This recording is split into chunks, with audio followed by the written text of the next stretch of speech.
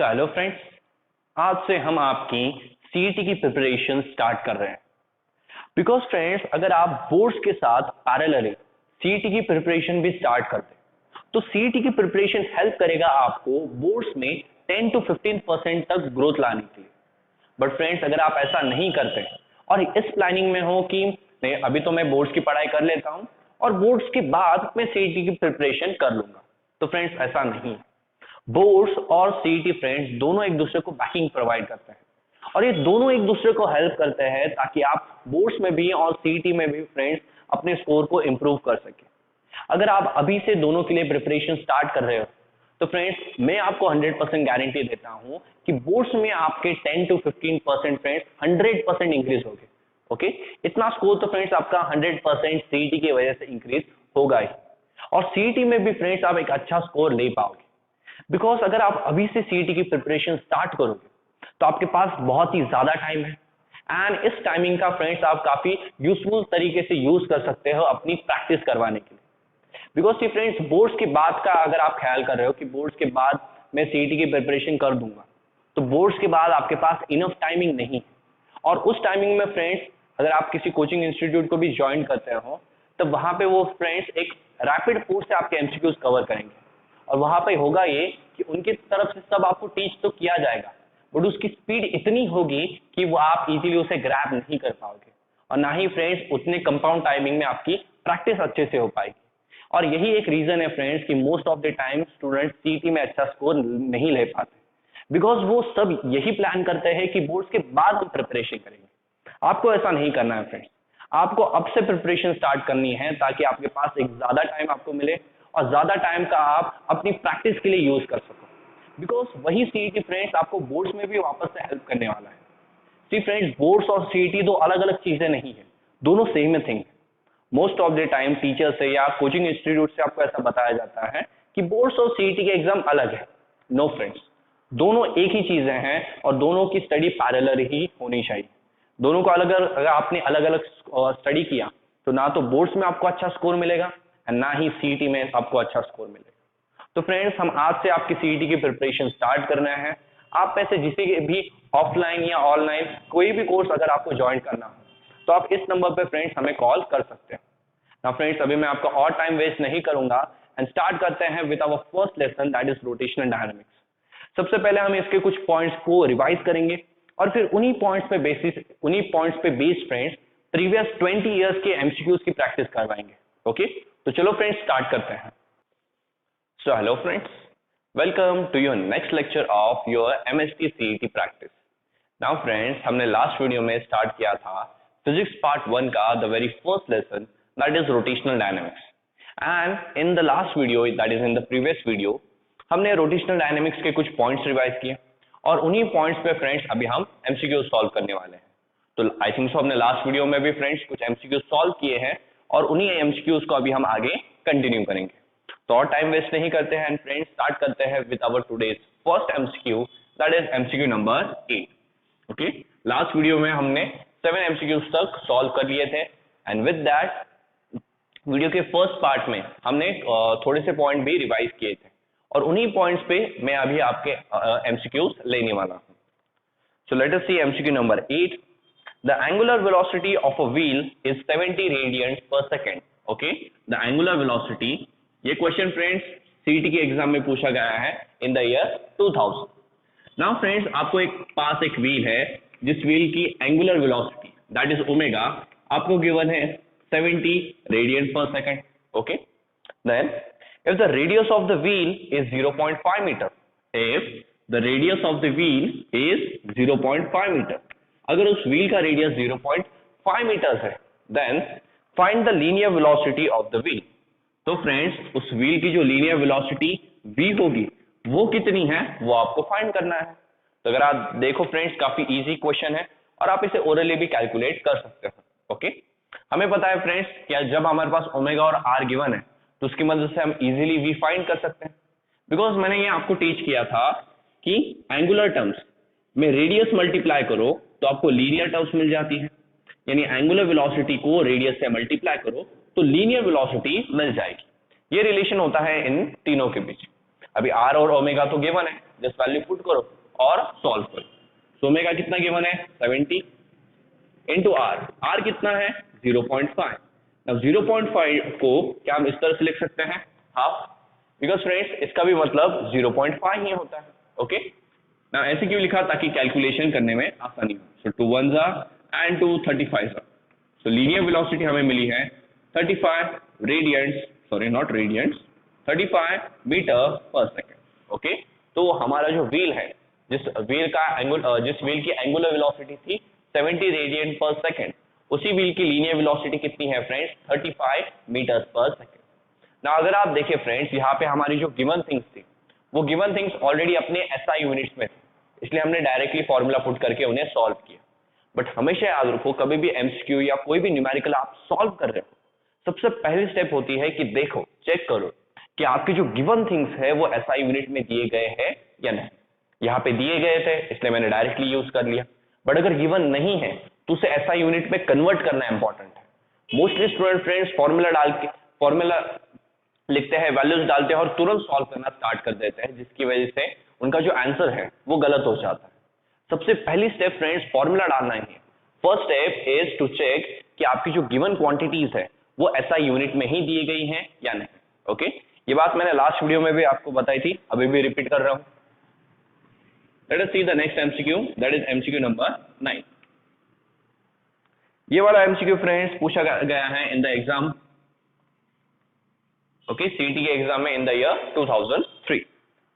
When a body moves with a constant speed along a circle, when a body moves with a constant speed along a circle, see friends, एक body है जो circular motion perform कर रही है constant speed के साथ। Constant speed के साथ यानी वेलोसिटी का जो मैग्नीट्यूड है फ्रेंड्स वो यहाँ पे कांस्टेंट है। ओके, वेलोसिटी के मैग्नीट्यूड यहाँ पे चेंज नहीं हो रहा, ना ही एंगुलर वेलोसिटी का और ना ही लीनियर वेलोसिटी का और ना ही एंगुलर वेलोसिटी का, इसलिए इन्हें स्पीड बुलाया गया है। तो उससे रिलेटेड 4 स्टेटमेंट्स दी गई हैं, तो उसमें से कौन सी करेक्ट है फ्रेंड्स वो आपको बताना है। It's linear velocity remains constant. पहली स्टेटमेंट क्या है कि उस पार्टिकल की जो लीनियर वेलोसिटी है वो कांस्टेंट रहेगी। Of course not friends, linear velocity, जब आप वेलोसिटी वर्ड यूज करते हो तब आप दो चीजों की बात कर रहे हो, वेलोसिटी के वैल्यू की भी और वेलोसिटी के डायरेक्शन के भी। And as we know that कि जब भी कोई पार्टिकल सर्कुलर मोशन परफॉर्म करता है, okay, whenever any particle performs circular motion, तो उसकी वेलोसिटी की डायरेक्शन फ्रेंड्स कंटिन्यूअसली चेंज होती है। सपोज पार्टिकल यहाँ पे है, तो मैंने एक सर्कल ड्रॉ किया, this is the centre of the circle O, और ये रहा हमारा पार्टिकल। ये पार्टिकल फ्रेंड्स इस डायरेक्शन में ऐसे सर्कुलर मोशन परफॉर्म कर रहा है। मुझे अभी इसके लीनियर वेलोसिटी की डायरेक्शन चाहिए, तो मैंने आपको बताया था कि लीनियर वेलोसिटी की डायरेक्शन होती है टेंजेंशियल। फिर पार्टिकल घूम के यहाँ पे आ गया, पार्टिकल जिस पॉइंट पे है उस पॉइंट पे सर्कल को एक टेंजेंट निकालो, and that tangent will be the direction of linear velocity. Okay, suppose again particle घूमते घूमते यहाँ पे आ गया, तो ये पार्टिकल की पोजीशन है, यहाँ पे मैं एक टेंजेंट ड्रॉ करूंगा और ये मुझे पार्टिकल की लीनियर वेलोसिटी की डायरेक्शन देगा। तो यहाँ पे फ्रेंड्स डायरेक्शन तो चेंज हो रही है, यानी लीनियर वेलोसिटी यहाँ पे कांस्टेंट नहीं है। तो याद रखो फ्रेंड्स, यही स्मॉल थिंग्स है जिन पे आपको फोकस करना है। अगर लीनियर वेलोसिटी बोला गया है यानी आप मैग्नीट्यूड और डायरेक्शन दोनों डिस्कस कर रहे हैं, बट सिर्फ स्पीड बोला गया है, इन दैट केस हम सिर्फ मैग्नीट्यूड ही डिस्कस कर रहे हैं। तो फर्स्ट स्टेटमेंट तो गलत है। Second, no force acts on it. See friends, इस पार्टिकल पे अगर कोई फोर्स, ऐसा कहा गया है कि इस पार्टिकल पे कोई फोर्स एक्ट नहीं कर रही, ये तो पॉसिबल ही नहीं है। Particle is performing circular motion, और मोशन के लिए फ्रेंड्स आपको ऑलवेज वहां पे फोर्स की रिक्वायरमेंट होती है, यानी अगर ये पार्टिकल सर्कुलर मोशन परफॉर्म कर रहा है दैट मींस इस पे भी कोई फोर्स एक्ट कर रही है, और वो फोर्स कौन सी होती है friends, the centripetal force. Centripetal force की डायरेक्शन होती है टुवर्ड्स द सेंटर, और इसी सेंट्रीपिटल फोर्स की वजह से कोई भी पार्टिकल सर्कुलर मोशन परफॉर्म कर सकता है। सो सेकंड स्टेटमेंट भी गलत होगी। Third, no work is done on it. Third statement है फ्रेंड्स कि उस पार्टिकल पे कोई वर्क नहीं हो रहा है। ना आप सब देखोगे फ्रेंड्स कि पार्टिकल की तो डिस्प्लेसमेंट हो रही है, यानी ऑफ कोर्स वहां पे वर्क होगा, बट नो फ्रेंड्स। अगर आप नोटिस करें तो वर्क का फॉर्मूला होता है work is equals to force into displacement. Work का फॉर्मूला क्या होता है, force into displacement. But friends अगर आपको वर्क की एक्चुअल वैल्यू चाहिए तो उसका फॉर्मूला आपको इस मैनर में राइट डाउन करना है। यस, ये होता है वर्क का actual formula, that is F into S cos theta. Yes, यहाँ पे फ्रेंड्स थीटा फोर्स और डिस्प्लेसमेंट के बीच का एंगल है, और उस एंगल पे भी फ्रेंड्स आपका वर्क डिपेंड करता है। तो जब भी आपको वर्क कैलकुलेट करना है तो फोर्स और डिस्प्लेसमेंट के बीच का जो एंगल है वो भी फ्रेंड्स वहां पे हमें मेजर करना पड़ता है। If you see friends, force तो टुवर्ड्स द सेंटर एक्ट कर रही है, और डिस्प्लेसमेंट की डायरेक्शन क्या है? सिंपल, वेलोसिटी जिस डायरेक्शन में, डिस्प्लेसमेंट भी उसी डायरेक्शन में। याद रखो फ्रेंड्स, लीनियर डिस्प्लेसमेंट या लीनियर वेलोसिटी हो, एंगुलर डिस्प्लेसमेंट या एंगुलर वेलोसिटी हो, डिस्प्लेसमेंट और वेलोसिटी की डायरेक्शन हमेशा सेम रहेगी। ओके, अगर वेलोसिटी इंक्रीज हो रही है या फिर डिक्रीज हो रही है, वेलोसिटी की और डिस्प्लेसमेंट हमेशा सेम डायरेक्शन में रहता है। ओके, ये हमेशा याद रखना है। वो किसी भी टाइप की वेलोसिटी या किसी भी टाइप का डिस्प्लेसमेंट हो सकता है। तो वेलोसिटी इस डायरेक्शन में है, दैट मींस हमारा जो डिस्प्लेसमेंट है वो भी इसी डायरेक्शन में। And if you see friends, ये एक टेंजेंट है और हमारी जो फोर्स है वो रेडियस के अलोंग एक्ट कर रही है। तो रेडियस और टेंजेंट के बीच 90 डिग्री का एंगल होता है, यानी यहाँ पे फ्रेंड्स फोर्स और डिस्प्लेसमेंट के बीच एंगल होगा 90 डिग्री का, और cos 90 की वैल्यू कितनी होती है? 0। सो अगर cos थीटा 0 हो गया तो ये पूरी टर्म 0 हो जाएगी, और इसका मतलब है कि वहां पे उस पार्टिकल पे कोई भी वर्क एक्ट नहीं हो रहा। क्यों? बिकॉज फोर्स और डिस्प्लेसमेंट के बीच का जो एंगल है वो 90 डिग्री का है, और जब भी फोर्स और डिस्प्लेसमेंट के बीच का एंगल 90 डिग्री का होता है उस ऑब्जेक्ट पे वर्क नहीं हो रहा। भले वो ऑब्जेक्ट आपको मोशन में दिखे, बट उस ऑब्जेक्ट पे कोई भी वर्क नहीं हो रहा है। ओके, सो फ्रेंड्स ये एक काफी फेमस एमसीक्यू है, सिर्फ सीईटी के एग्जाम में नहीं, कई सारी एग्जाम्स में ये पूछा जाता है। ओके, तो इसे अच्छे से मार्क कीजिए। So no work is done when the particle is moving with a constant speed. Fourth statement भी रीड कर लेता हूं, no acceleration is produced in it.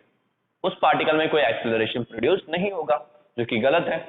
We know that कि जब भी पार्टिकल कांस्टेंट वेलोसिटी से या कांस्टेंट स्पीड से मूव करता है तो वहां पे एक एक्सेलरेशन होता है, सेंट्रीपिटल एक्सेलरेशन, जो क्यों प्रोड्यूस होता है?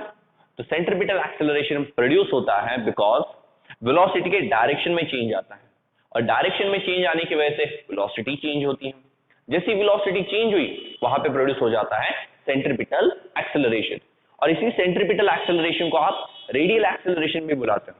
ये बात आई थिंक सो मैंने लास्ट वीडियो में उससे रह गई। रेडियल एक्सेलरेशन क्यों बुलाते हैं फ्रेंड्स? बिकॉज ये रेडियस के अलाउंग है। ओके, तो सेंट्रीपिटल एक्सेलरेशन को आप AR यानी रेडियल एक्सेलरेशन भी बुला सकते हैं। Okay, so this how we have completed with our 9th MCQ also. Let us see the next one,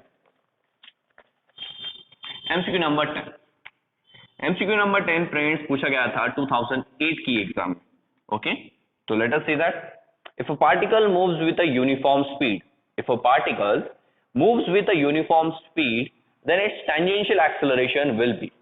again friends same type का क्वेश्चन है कि अगेन एक पार्टिकल है जो कांस्टेंट स्पीड से मूव कर रहा है, यानी यूनिफॉर्म सर्कुलर मोशन परफॉर्म कर रहा है, तो उसकी जो टेंजेंशियल वेलोसिटी है AT, वो टेंजेंशियल वेलोसिटी फ्रेंड्स कितनी होगी वो आपको यहाँ पे बताना है।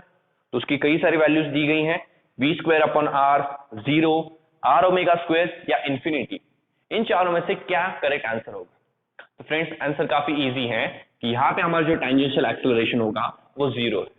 जिन स्टूडेंट्स ने मेरे फर्स्ट वीडियो देखी उन्हें ये आंसर काफी इजीली आ गया होगा, बिकॉज फ्रेंड्स फर्स्ट लेक्चर में ही मैंने आपको एक्सप्लेन किया है कि टेंजेंशियल एक्सेलरेशन एक ऐसा एक्सेलरेशन है जो वेलोसिटी की वैल्यू में चेंज आने की वजह से प्रोड्यूस होता है।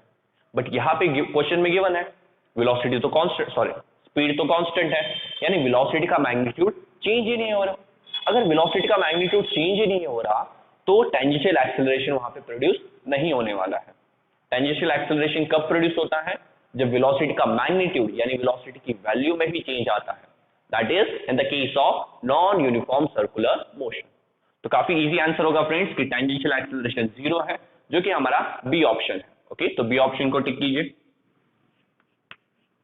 Late us see the MCQ number 11। MCQ number 11 friends पूछा गया है 2001 की एग्जाम में। यहाँ पे आपको एक फिगर दी गई है, this is point A, this is point B, और फ्रेंड्स यहाँ पे हमारा एक ऑब्जेक्ट है। ओके, जो इस तरह से फ्रेंड्स जिसे A से ड्रॉप किया गया है, सॉरी ए से रिलीज किया गया है और वो इस तरह से सर्कुलर मोशन परफॉर्म करने वाला है। ओके, ये ऑब्जेक्ट ए पे था, ए से इस पे फोर्स लगाई गई तो ये घूम घूम के यहां तक आ गया। ओके, सो क्वेश्चन है, a body moves along a circular path with certain velocity. एक ऑब्जेक्ट है जो एक सर्कुलर पाथ में घूम रहा है with certain velocity. What will be the path of body in the following figure.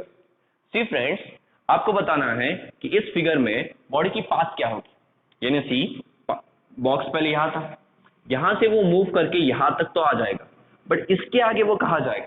क्या वो सीधे नीचे गिर जाएगा या फ्रेंड्स कर्व लेके नीचे गिरेगा, या क्या क्या होगा, वो पॉसिबिलिटीज आपको यहाँ पे बतानी है। तो चार ऑप्शन दिए हैं, move radially out. Friends, radius के रेडियली आउट यानी कर्व लेके बाहर चला जाएगा वो, या फिर move horizontally out, horizontal direction में फ्रेंड्स वो बाहर निकल जाएगा। ओके, यानी यहां से तो ऐसा सीधा बाहर निकलेगा।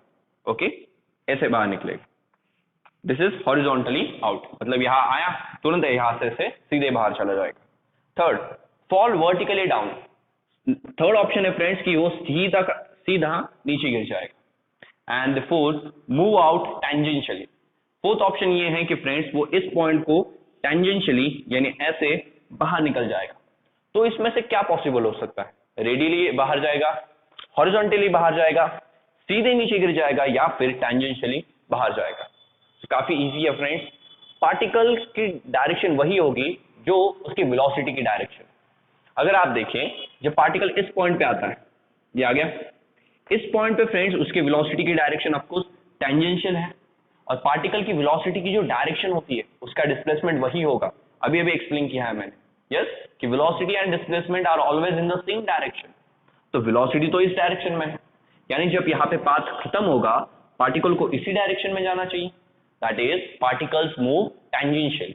याद रखो फ्रेंड्स, कोई भी पार्टिकल अगर सर्कुलर मोशन परफॉर्म कर रहा है और सर्कुलर मोशन परफॉर्म करते करते उसे आप छोड़ देते हो, तो उस पॉइंट पे उसकी जो वेलोसिटी की डायरेक्शन होगी दैट इज टेंजेंशियल, तो वो उसी टेंजेंट के अलॉन्ग मूव करेगा।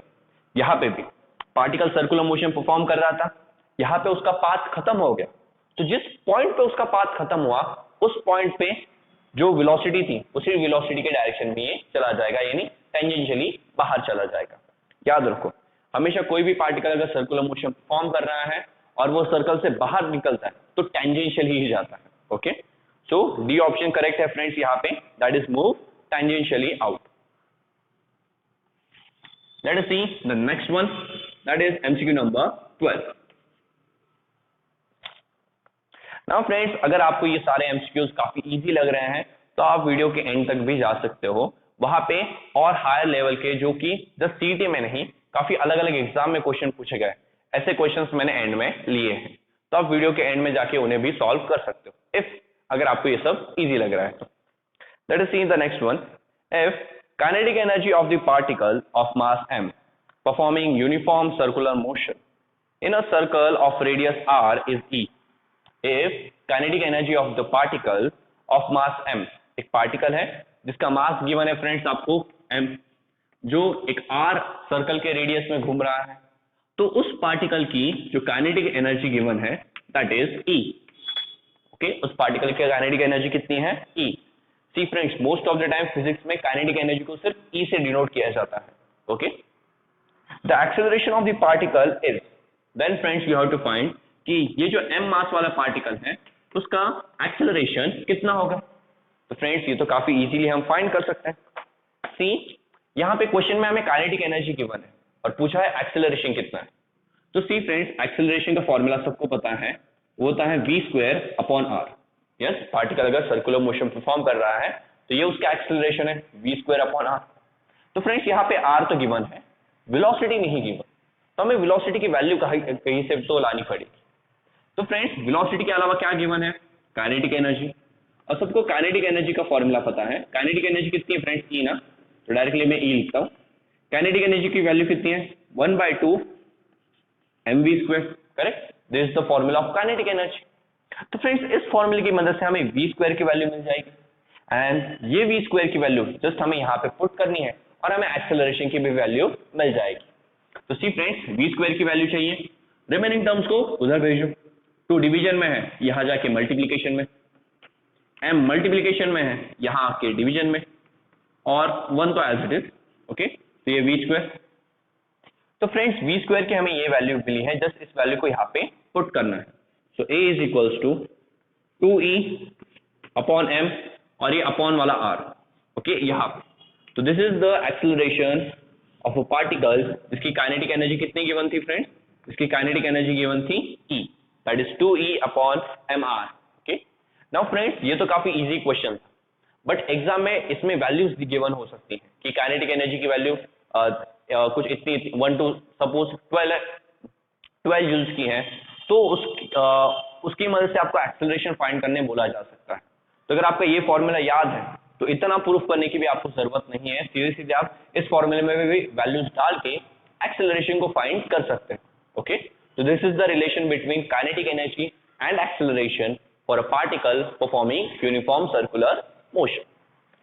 तो फ्रेंड्स यहाँ पे हमारा जो ए ऑप्शन है वो ए ऑप्शन करेक्ट होगा, that is 2e upon mr। Late us see the next one, the angle between radius vector and centripetal acceleration is. ये बात फ्रेंड्स मैंने आपको जो पॉइंट्स रिवाइज करवाए थे वहां पे भी बताया था कि डायरेक्शंस काफी इंपॉर्टेंट है। अभी उसी डायरेक्शन पे क्वेश्चन पूछा गया है कि रेडियस वेक्टर और centripetal acceleration, radius vector and centripetal acceleration दोनों के बीच का एंगल कितना है? तो सिंपल है friends, see this is a circle, ये एमसीक्यू नंबर 13 ना। Okay, so the angle between radius vector and centripetal acceleration, तो दिस इज अ सर्कल, ये सर्कल का centre O। Now friends suppose हमारा पार्टिकल यहाँ पे है, तो इस पार्टिकल का जो रेडियस वेक्टर होता है वो ये रहा, और उसकी डायरेक्शन क्या होती है friends? Outward. Of course radius vector circle से बाहर नहीं जा सकता, मैं जस्ट एक्सप्लेनेशन के लिए उसे बनाया है। तो रेडियस वेक्टर की डायरेक्शन है friends away from the centre, और इसी पार्टिकल, ये पार्टिकल जब यूनिफॉर्म सर्कुलर मोशन परफॉर्म करेगा तो इस पे सेंट्रीपिटल एक्सेलरेशन भी एक्ट करेगा, एंड सेंट्रीपिटल एक्सेलरेशन की डायरेक्शन होती है फ्रेंड्स टुवर्ड्स द सेंटर। तो सेंट्रीपिटल एक्सेलरेशन जा रहा है towards the centre, radius vector जा रहा है अवे फ्रॉम द सेंटर। दोनों के बीच का अगर आप एंगल देखें, so the angle is friends 120 degree, sorry not 120, 180 degrees का, यानी दोनों के बीच 180 degrees, that is pi radian का फ्रेंड्स एंगल है, और यही होगा हमारा correct option, that is the B option. B option में अगर आप देखो आंसर दिया गया है पाई रेडियन। इसलिए फ्रेंड्स डायरेक्शंस काफी इंपॉर्टेंट है। अगर आपसे पूछा जाए कि रेडियस वेक्टर और टेंजेंशियल एक्सेलरेशन के बीच क्या डायरेक्शन है, तो सिंपल, आपको पता है टेंजेंशियल एक्सेलरेशन ऐसे होता है, और उन दोनों के बीच का एंगल कितना होता है फ्रेंड्स? 90 डिग्रीज का। ओके, सेम अगर क्वेश्चन पूछा जाए कि रेडियस वेक्टर और angular displacement, friends radius vector और एंगुलर डिस्प्लेसमेंट के बीच का एंगल क्या है? तो सबको पता है फ्रेंड्स एंगुलर डिस्प्लेसमेंट की जो डायरेक्शन होती है वो होती है, वो हम राइट हैंड थंब रूल से देते हैं। तो सपोज पार्टिकल ऐसे एंटी क्लॉकवाइज रोटेट कर रहा है, तो एंटी क्लॉकवाइज जब घूमेगा पार्टिकल लाइक दिस, तब एंगुलर डिस्प्लेसमेंट की डायरेक्शन ये है, यानी एंगुलर डिस्प्लेसमेंट फ्रेंड्स ऐसे बाहर आ रहा है, यानी एंगुलर डिस्प्लेसमेंट इस सर्कल को परपेंडिकुलर, एंगुलर डिस्प्लेसमेंट इस सर्कल को कैसा है? परपेंडिकुलर। तो एंगुलर डिस्प्लेसमेंट अगर पूरे सर्कल को परपेंडिकुलर है, सॉरी परपेंडिकुलर है, तो रेडियस को भी परपेंडिकुलर होगा, यानी थीटा और आर के बीच का जो एंगल होगा वो कितना होगा friends? 90 degree. Same for omega and r, omega और आर के बीच का भी एंगल कितना होता है? 90 डिग्री का। तो इस तरह से फ्रेंड्स ये तो एक क्वेश्चन था, बट इसी टाइप के और भी कई क्वेश्चंस आपसे पूछे जा सकते हैं, वो सारे के सारे क्वेश्चन भी मैं यहाँ पे एक्सप्लेन कर चुका। सेम क्वेश्चन पूछा जा सकता है सेंट्रीपिटल एक्सेलरेशन की बजाय सेंट्रीपिटल फोर्स के लिए। तो सेंट्रीपिटल फोर्स भी फ्रेंड्स सबको पता है टुवर्ड्स द सेंटर एक्ट करती, तो सेंट्रीपिटल फोर्स और रेडियस वेक्टर के बीच का एंगल अब भी 180 डिग्री का ही रहता है। इसके अलावा और एक फोर्स होती है हमारे पास, सेंट्रीफ्यूगल फोर्स, जो कि एक इमेजिनरी नहीं, एक नॉन रियल फोर्स है। ओके, तो friends centrifugal force outward act करती है और रेडियस वेक्टर भी बाहर।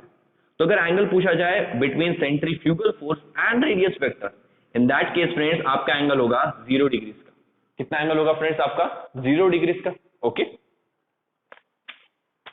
Late us see the next one. ये MCQ friends this was asked in exam, sorry friends इसकी एग्जामिनेशन मेंशन नहीं है यहाँ पे। Okay, let us see the next one, MCQ number 40। Now friends ये जो एमसीक्यू है, एमसीक्यू नंबर 40, ये कई सारे एग्जाम्स में पूछा गया है, यानी मिनिमम 6 to 7 एग्जाम्स में ये क्वेश्चन पूछा गया है विद सीईटी। तो देखते हैं क्या है ये question. A particle moves in a circle of radius 25 centimetre. See friends, एक पार्टिकल है जो एक सर्कल में मूव कर रहा है, जिस सर्कल का रेडियस है 25 centimetre. Radius is given 25 centimetre, okay, at 2 revolution per second. और उसका फ्रेंड्स रिवॉल्यूशन कितने हैं? 1 सेकेंड में 2 रिवॉल्यूशन। अभी फ्रेंड्स ये डायरेक्टली सेंटेंस के मैनर में लिखा गया है, 2 रिवॉल्यूशन पर सेकेंड।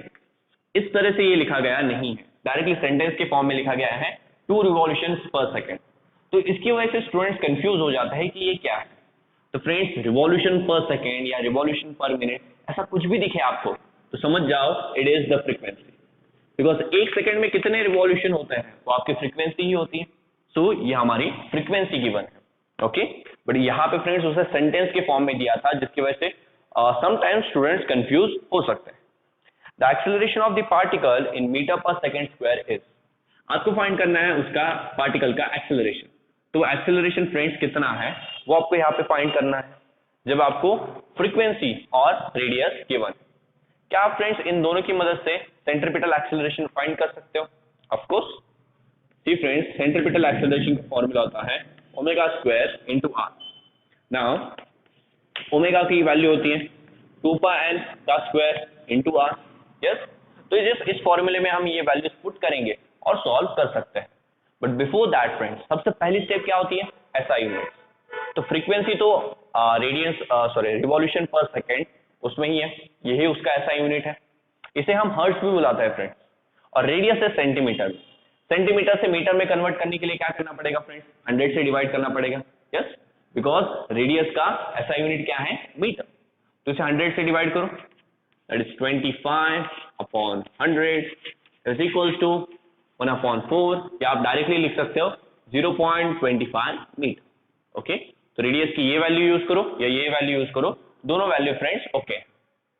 तो सी 2 का स्क्वायर हो जाएगा 4 पाई n का स्क्वायर, तो n कितना है फ्रेंड्स? 2 का स्क्वायर अगेन 4 इनटू r कितना है? तो r है 1/4। यस, तो सी 2 का स्क्वायर 4, पाई का स्क्वायर पाई स्क्वायर, n का स्क्वायर, तो n कितना था? 2, 2 का स्क्वायर कितना आया? 4, और r की वैल्यू 1/4 यहां से मैंने एज इट इज पुट कर दी। तो ये 4 1 जा कैंसिल हो जाएगा और हमारा आंसर आएगा 4 pi square metre per second square. यह है फ्रेंड्स हमारा एक्सेलरेशन।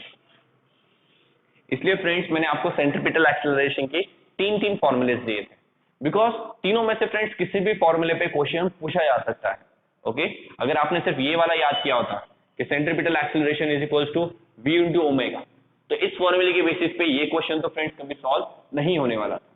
इसलिए सेंट्रीपिटल एक्सेलरेशन की जो तीनों फॉर्मूलेस है वो तीनों के तीनों फॉर्मूलेस मैंने आपको शो किए। तो फ्रेंड्स आपको सेंट्रीपिटल एक्सेलरेशन मिल गया, that is 4 pi square metre per second square. Now ये जो क्वेश्चन है फ्रेंड्स इसे भी स्टार मार्क कीजिए, बिकॉज ये एक नंबर ऑफ एग्जाम्स में पूछा गया है in the year 1991, 1999, 2000, 2003, 2004 and 2011, okay. CBSE boards की एग्जाम में भी फ्रेंड्स ये क्वेश्चन ऑलरेडी पूछा जा चुका है, ओके। तो इतना फ्रेंड्स नोट डाउन कीजिए, इसका एक स्क्रीनशॉट निकाल लीजिए, देन हम नेक्स्ट एमसीक्यू कंटिन्यू करते हैं।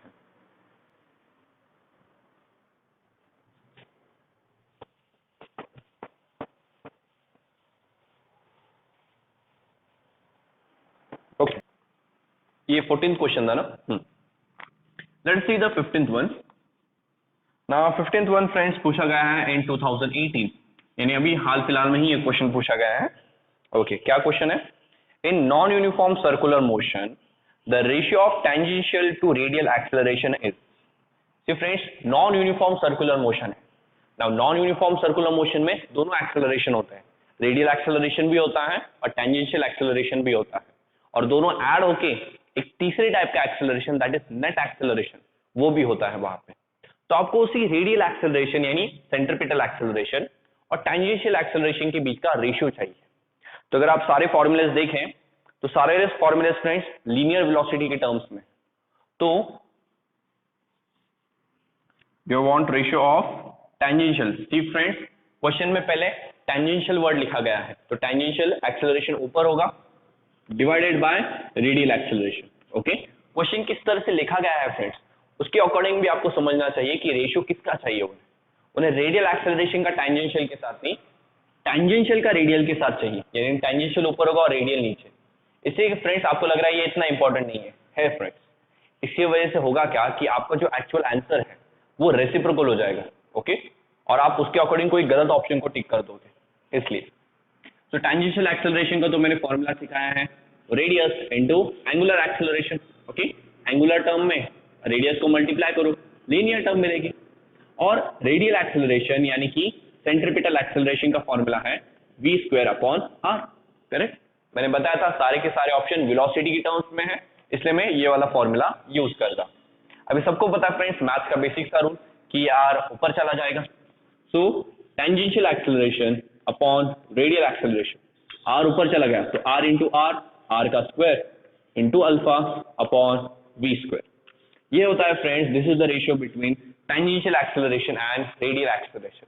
ओके, टेंजेंशियल एक्सेलरेशन और रेडियल एक्सेलरेशन का रेशियो है r² alpha upon v²। This is your friends C option, तो सी ऑप्शन को यहाँ पे टिक कीजिए। ओके, गिवन था फ्रेंड्स क्वेश्चन में कि r रेडियस है, v आपकी स्पीड ऑफ द पार्टिकल है और अल्फा आपका एंगुलर एक्सेलरेशन, यानी इन्हीं तीनों की हेल्प से आपको ये रेशियो यहाँ पे फाइंड करना। तो क्वेश्चन को फ्रेंड्स प्रॉपरली रीड करना है, बिकॉज जब भी रेशियो पूछा जाए तो रेशियो में ऊपर को न्यूमरेटर में कौन सी वैल्यू रखनी है और डिनोमिनेटर में कौन सी वैल्यू पुट करनी है, ये आपको क्वेश्चन रीड करके ही समझ में आता है। Late us see the next one. A car is moving with the speed of, ये फ्रेंड्स इंपॉर्टेंट है और काफी इंटरेस्टिंग भी है, बिकॉज ये वाला क्वेश्चन अगर आप सिर्फ टेक्स्ट बुक रीड कर रहे हो, सिर्फ टेक्स्ट बुक के ही फॉर्मूलाज आपने पढ़े हैं, तो फ्रेंड्स ये वाला क्वेश्चन आपसे सॉल्व नहीं हो सकता है शायद। चलो देखते हैं। A car is moving with a speed of 30 meters per second on a circular path of radius 500 meter. A car is moving with a speed. Speed का नाम सुनते ही क्या आएगा? Angular speed नहीं बोला है, सिर्फ speed बोला, यानी velocity होगी।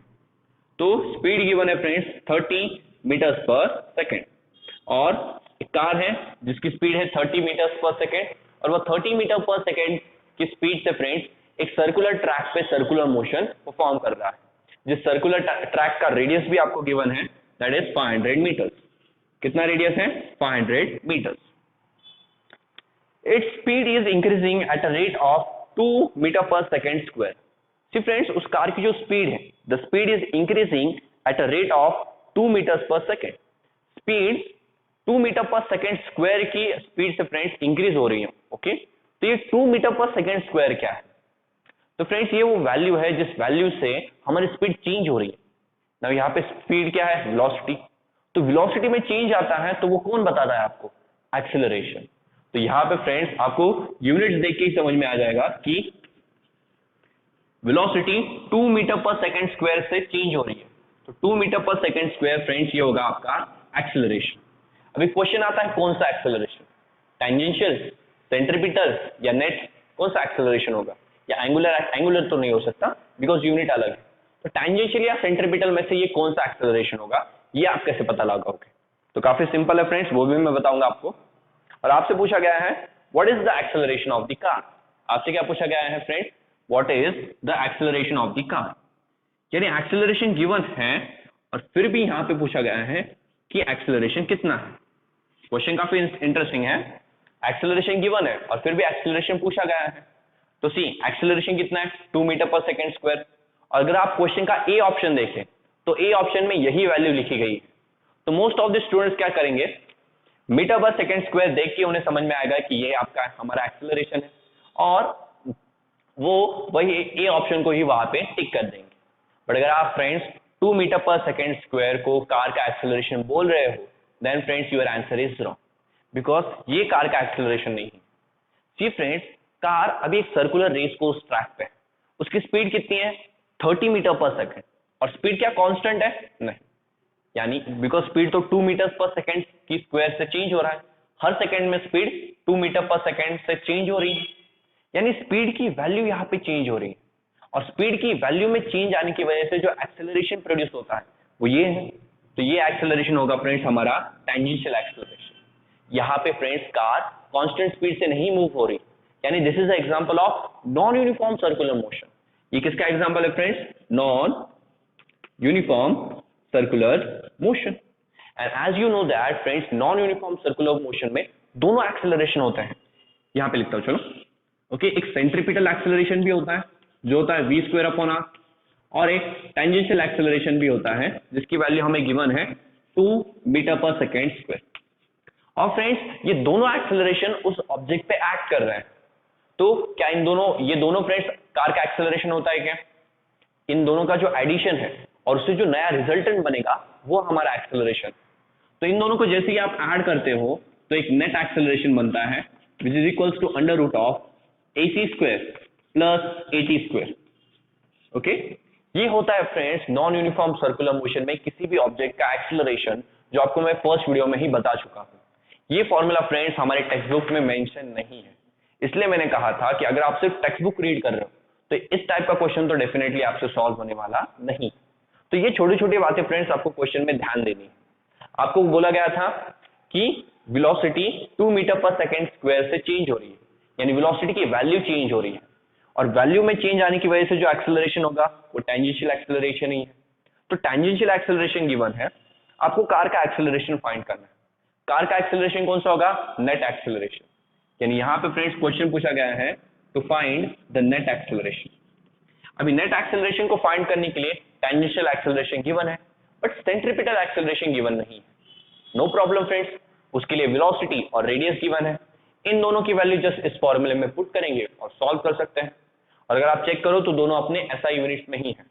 सो we will write here AC is equals to v², v यानी 30 का स्क्वायर कितना होगा? 900 अपॉन रेडियस कितना है? 5। तो ये दोनों फ्रेंड्स कैंसिल हो जाएंगे, आंसर आएगा 1.8 metre per second square. Okay, centripetal acceleration कितना मिलेगा फ्रेंड्स हमें? 1.8 मीटर पर सेकेंड स्क्वायर।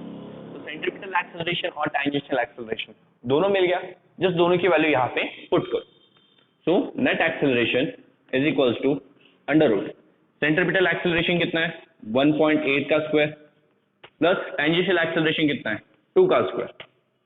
तो friends here net acceleration is equals to under root 1.8। Friends 18 का स्क्वायर कितना होता है? 18 का स्क्वायर होता है 324। ओके, तो फ्रेंड्स ये 1.8 इंटू 1.8 होगा, 1.8 इंटू 1.8, यानी पॉइंट के बाद दो नंबर्स, तो यहाँ पे भी 3.24 हो जाएगा, प्लस 2 का स्क्वायर है 4। अगर आप दोनों को ऐड करें तो a net is equals to under root 4 plus 3 हो जाएगा फ्रेंड्स 7, सो 7.24। तो 7.24 फ्रेंड्स, तो फ्रेंड्स 7.24 का आपको स्क्वायर रूट चाहिए। तो अगर आप देखिए फ्रेंड्स 27 का स्क्वायर होता है 729, तो ये आंसर उसी के आसपास आएगा, यानी 27 नहीं 26.9 समथिंग आएगा, उसका हम राउंड ऑफ कर सकते हैं। तो राउंड ऑफ करेंगे तो आंसर 2.7 के क्लोज आ जाएगा, यानी नेट एक्सेलरेशन है 2.7 metres per second square. Okay, ये अप्रॉक्स वैल्यू है फ्रेंड्स। ओके, 2.7 का जो स्क्वायर होता है वो 7.29 है, और ये 7.29 के काफी क्लोज है, इसलिए मैंने राउंड ऑफ यहाँ पे कर लिया और आंसर बना दिया 2.7। तो इस तरह से फ्रेंड्स आपको ये वाला क्वेश्चन सॉल्व करना था। Okay, let us see the friends next MCQ, that is MCQ number 70। ये वाला जो MCQ है friends, it is asked in many exams and CT में फ्रेंड्स ये 2002 में पूछा गया था। ओके, ये वाला भी एक क्वेश्चन है फ्रेंड्स जो कई सारे एग्जाम में, कई 6 to 7 एग्जाम में कई बार पूछा गया है। Okay, let us see the next MCQ number 17। अब फ्रेंड्स ये MCQ थोड़ा सा बड़ा है। ओके, ये फ्रेंड्स नीट में पूछा गया था 2017 में। Okay, in the NEET examination, और काफी इजी है फ्रेंड्स वैसे, तो नीट नाम सुन के कुछ डर गए होंगे। Let us see, one end of the string of length L is connected to a particle of mass m। Friends आपके पास एक स्ट्रिंग है जिसकी लेंथ कितनी है? L। तो L लेंथ वाली एक स्ट्रिंग ली है जिसे हमने एक पार्टिकल से कनेक्ट किया है, जिस पार्टिकल का मास कितना है? m। Okay, and the other end is connected to a small peg on a smooth horizontal table. Now friends एक हॉरिजॉन्टल टेबल है, ऐसा टेबल है, और ऐसे टेबल पे सेंटर में एक पेग लगा है, ओके, यानी आप नेल की तरह उसे समझ सकते हो। तो इस स्ट्रिंग का जो दूसरा एंड है वो उस पेग से कनेक्टेड है, यानी उस नेल से कनेक्टेड है, यानी ये बॉल एक हॉरिजॉन्टल टेबल पे रखा गया है, okay. If the particle moves in a circle with a speed v, net force on the particle will be। अगर ये पार्टिकल उस टेबल पे फ्रेंड सर्कुलर मोशन परफॉर्म करता है तो ये सर्कुलर मोशन कुछ इस तरह से परफॉर्म करेगा। यस फ्रेंड्स, हॉरिजॉन्टल सर्कल है तो हॉरिजॉन्टल सर्कल को मुझे ऐसे ही निकालना पड़ेगा, यानी सी ये टेबल है आपका,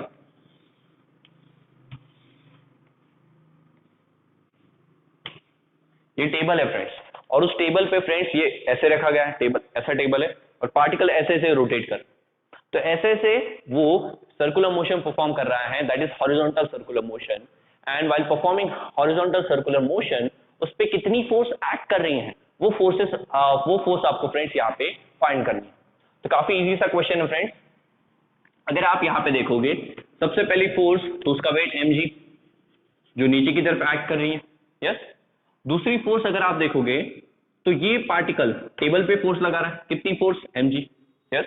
ये टेबल है फ्रेंड्स और टेबल पे ये आपका पार्टिकल ऐसे रखा गया है, गया पार्टिकल, ओके। तो ये पार्टिकल टेबल पे ऐसे रखा गया है, तो ये पार्टिकल अपना वेट फ्लोर पे लगाएगा, और जब भी आप फ्लोर पे वेट लगाते हो यानी फोर्स अप्लाई करते हो तो फ्लोर भी आप पे एक फोर्स अप्लाई करती है, that is the normal reaction force. तो ये टेबल भी इस पे एक फोर्स लगाएगा जो होगी नॉर्मल रिएक्शन फोर्स। और फ्रेंड्स सबको पता है कि हमारा वेट और हमारे नॉर्मल रिएक्शन फोर्स दोनों एक दूसरे की इक्वल होती है, तो ये दोनों तो फ्रेंड्स आपस में ही कैंसिल हो जाएगी, तो हम इन्हें डिस्कस नहीं करेंगे। इन्हें छोड़ के और कोई फोर्स है क्या? हाँ है, there is a tension in the string. String में एक टेंशन है फ्रेंड्स जो सेंटर की तरफ एक्ट कर रहा है, और इसी टेंशन की वजह से ये पार्टिकल सर्कुलर मोशन परफॉर्म कर रहा है, यानी इस पार्टिकल पे फ्रेंड्स सिर्फ एक अकेली फोर्स ही एक्ट कर रही है, दैट इज टेंशन, ओके। आप टेंशन के साथ सेंट्रीपिटल या सेंट्रीफ्यूगल फोर्स भी ले सकते हो, बट फ्रेंड्स ये याद रखो अगर आप सेंट्रीपिटल फोर्स ले रहे हो तो उसे आपको इसमें ऐड नहीं करना, ओके, बिकॉज ऑप्शन कंफ्यूज करने के लिए फ्रेंड्स ऐसे लिखे गए हैं T plus mv square upon L. तो एल तो फ्रेंड्स यहाँ पे हमारा रेडियस है, तो mv स्क्वायर अपॉन r, ये फ्रेंड्स लेंथ जो है वो लेंथ हमारा रेडियस है, तो ये फॉर्मूला हो जाता है mv square upon r, that is the formula of centripetal force. तो कुछ स्टूडेंट्स सोच सकते हैं कि पार्टिकल तो सर्कुलर मोशन परफॉर्म कर रहा है, यानी उसमें एक सेंट्रीपिटल फोर्स भी एक्ट कर रही है और सेंटर की तरफ टेंशन भी एक्ट कर रहा है, तो ये हमारा आंसर होना चाहिए। तो फ्रेंड्स अगर आप इस आंसर को टिक करोगे तो ये डेफिनेटली रॉन्ग है। सी फ्रेंड्स हमेशा याद रखो सेंट्रीपिटल फोर्स कोई एक फोर्स नहीं है, ओके, वो एक अलग फोर्स, कुछ फोर्स फ्रेंड्स सेंट्रीपिटल फोर्स बन जाते हैं, ओके। जैसे सपोज फ्रेंड्स आप और आपके फ्रेंड्स सपोज एक ट्रिप पे जा रहे हैं, नाउ आपका एक फ्रेंड गाड़ी चला रहा है, तो जब तक वो गाड़ी चला रहा है तब तक आप उसे क्या बुला सकते हो? ड्राइवर बोल सकते हैं, क्यों? वो काम कर रहा है उस थोड़ी देर के लिए, तो थोड़ी देर के लिए वो क्या हो जाता है? कार का ड्राइवर। बट क्या वो एक्चुअल में ड्राइवर है क्या फ्रेंड्स? नहीं, बट क्योंकि वो काम कर रहा है इसलिए थोड़ी देर के लिए हम उसे ड्राइवर बोल देते हैं। तो याद रखो फ्रेंड्स सेंट्रीपिटल फोर्स भी ऐसी ही फोर्स है। होता क्या है कि जब भी कोई पार्टिकल सर्कुलर मोशन परफॉर्म कर रहा है, जैसे कि ये एग्जांपल ले लेते हैं, यहाँ पे क्या था फ्रेंड्स, सेंटर में एक नेल अटैच था, उससे अटैच थी एक स्ट्रिंग, और उस स्ट्रिंग के दूसरे एंड पे था हमारा पार्टिकल जिसका मास था m। अब ये जो पार्टिकल है ये सर्कुलर मोशन परफॉर्म कर रहा है, करेक्ट, और उसी सर्कुलर मोशन की मदद से, और फ्रेंड्स ये सर्कुलर मोशन परफॉर्म कर रहा है, बट सर्कुलर मोशन परफॉर्म करने के लिए इसे फोर्स कहां से मिल रही है? तो इसे फोर्स मिल रही है फ्रेंड्स इस टेंशन। ये टेंशन क्या कर रहा है? इसे कंटिन्यू अंदर की तरफ अट्रैक्ट कर रहा है।